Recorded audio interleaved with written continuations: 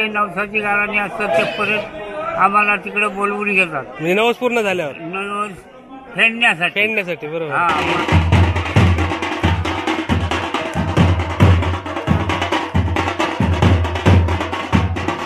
नमस्कार, मी संदेश साळुंखे लाईव्ह पाड कोकण यूट्यूब चॅनलमध्ये तुमचं पुन्हा एकदा स्वागत. आज आपण जाणार आहोत कासार्डे भोगले पारकरवाडी आणि त्या ठिकाणी दत्त जयंतीचा कार्यक्रम बघणार आहोत. आणि आज 6वा दिवस आहे, त्यांची पालखी म्हणजे शेवटचा दिवस आहे, त्याच्यामुळे त्यांच्या पालखीचा कार्यक्रम बघायला आपण चाललोय. पालखी त्यांची मंदिरामधून केसरकर यांच्या घरी जाते. ती कशा प्रकारे कार्यक्रमाचं आयोजन आहे ते बघूया आणि त्या ठिकाणी पालखी सुद्धा नाचवणार आहेत. तर हा पूर्ण कार्यक्रमाचा आपण आनंद घेऊया. त्यासाठी आपण जातोय कासार्डे भोगले पारकरवाडी, तालुका कणकवली, जिल्हा सिंधुदुर्ग या ठिकाणी.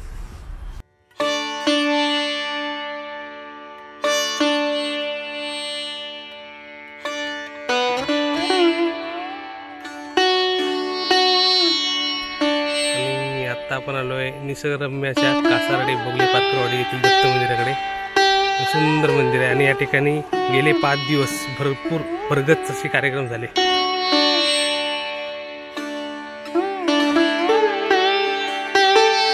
अत्यंत 6वा दिवस.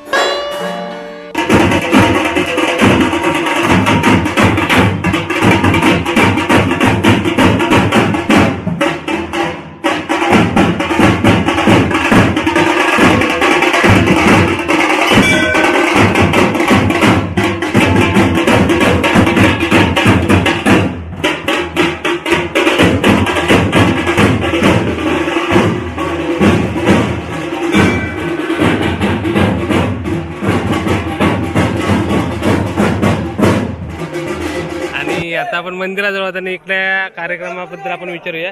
इकडे ज्येष्ठ नागरिक आहेत इथले. काय नाव तुमचं? माझं महादेव सदू पारकर. आणि तुमचं नाव सांग. नाव काय? नाव रघुनाथ. रघुनाथ काय? संपूर्ण हा, रघुनाथ गुणाजी मेजाडे. ओके, ते दोघे जण आहेत. मग आता तुमची दत्त जयंती झाली, आता खूप लोक आली, म्हणजे भक्त लोक आली, पण म्हणजे तुमचा काय अनुभव आहे म्हणजे मंदिराबद्दल, निसर्ग कार्यक्रमाबद्दल? मंदिराबद्दल पूर्वीपासून आमचा ह्या मंदिर स्थापन झाला त्यापासून बहुतेक लोकांचा अनुभव येतो. आम्ही नवसाची गाणी घालतो, ते पण नवाज सत्य होतात. बरोबर. दत्तगुरु महाराजांचे कृपे. आणखीन जिकडं आम्ही बाहेर फिरून गेलो तरी पण ते नवसाची गाणी असतात ते परत आम्हाला तिकडे बोलवून घेतात. म्हणजे नवस पूर्ण झाल्यावर नवस फेडण्यासाठी. बरोबर. हा, मग आता ही यात्रा झाली ना, आता हे यात्रेक आम्ही नवीन बोललेलो ते पुढल्या वर्षात हे देव बाहेर पडतील तेव्हा तुमका बोलवणार, फोन करून बोलावून घेतात गावोगाव. बरोबर. आणि प्रसादी सगळा वाढून ओके संपूर्ण. म्हणजे तुमचं नाही म्हटलं कार्यक्रम 20 दिवसाचा असतं ना, म्हणजे 8-9 दिवस तुम्ही फिरतास. 10 दिवस पालखी फिरणार, 5 दिवस ह्यो कार्यक्रम, आणि नंतर इतर कार्यक्रम 1-2 दिवस चालू असतात. 2 दिवस म्हणजे 20 दिवस तुम्ही कार्यक्रम करतास. हो 20 काय त्याच्या पुढे पण जातात. आणि म्हणजे भक्तांसाठी काय माहिती सांगणार तुम्ही या मंदिराबद्दल? म्हणजे हे मंदिर कसं काय निर्माण झालं, काय?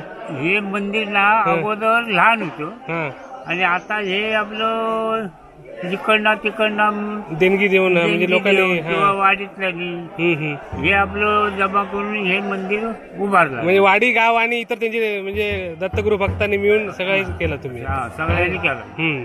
आणि तुमचं प्रत्येक कार्यक्रमात असं सहकार्य असतं. प्रत्येक कार्यक्रम. हा, हा. हा. आता तुम्ही नवसाबद्दल बोललात ना, मग तुमचा अनुभव काय म्हणजे तुमच्या माहितीत कोणाकोणाची नवस कसे कसे पूर्ण होतात म्हणजे काय कशी माहिती सांगा? संपूर्ण मुला सकट सुद्धा आमच्या बायाची संपूर्ण झालेलं होतं. हा काय हा काय काय वाडीनी काय गावानी हा. असं संपूर्ण. म्हणजे उदाहरणार्थ एखादं सांगा म्हणजे एखादी बाई तुमच्या माहितीत येईल आणि ती मुला झाली अशी कोण आहात?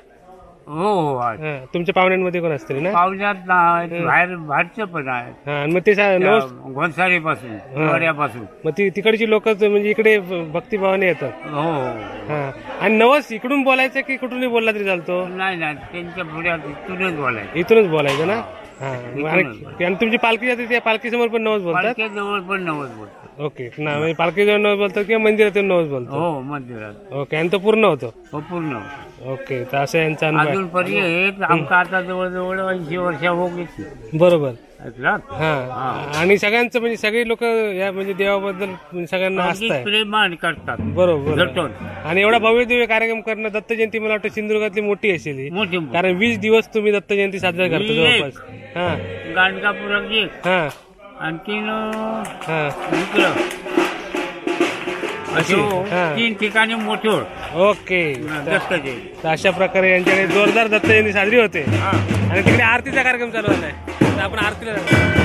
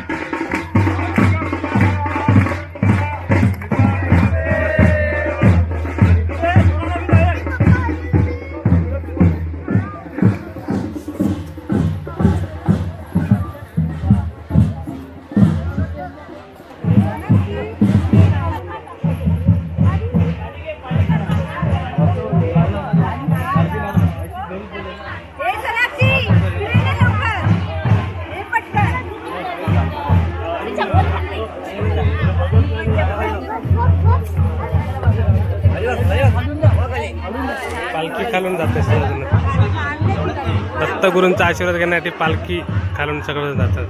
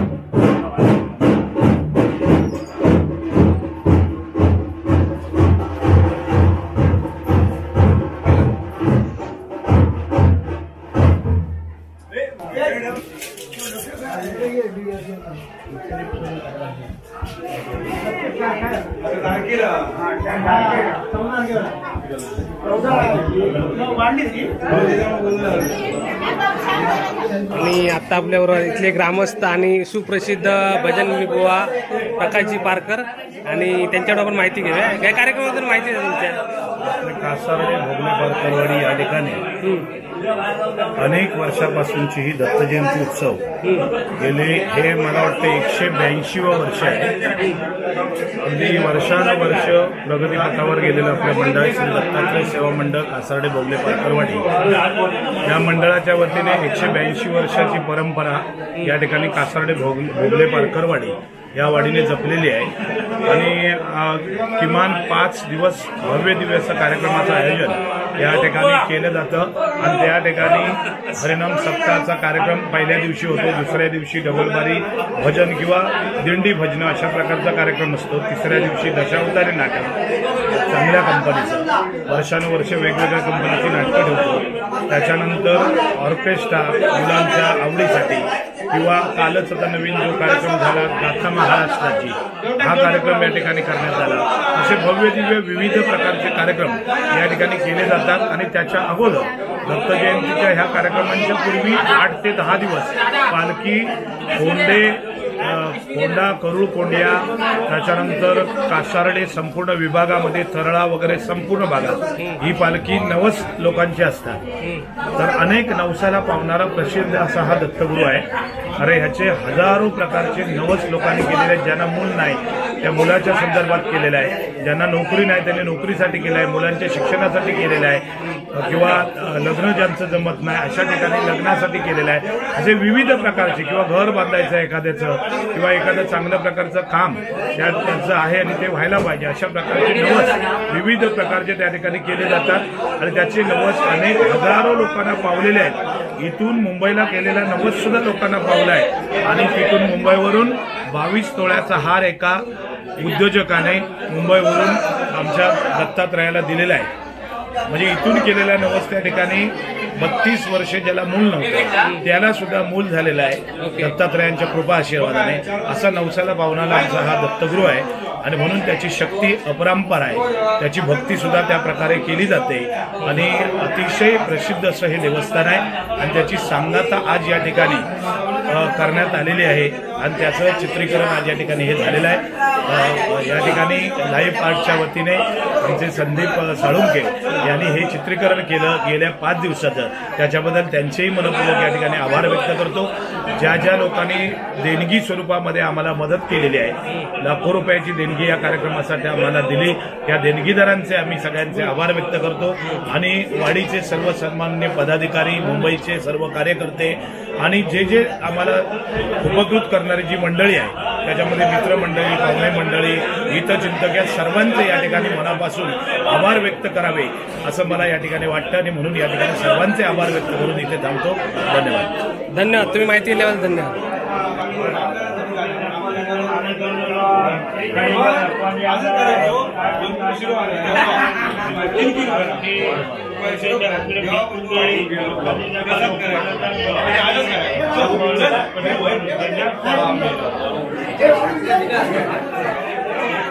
Thank you.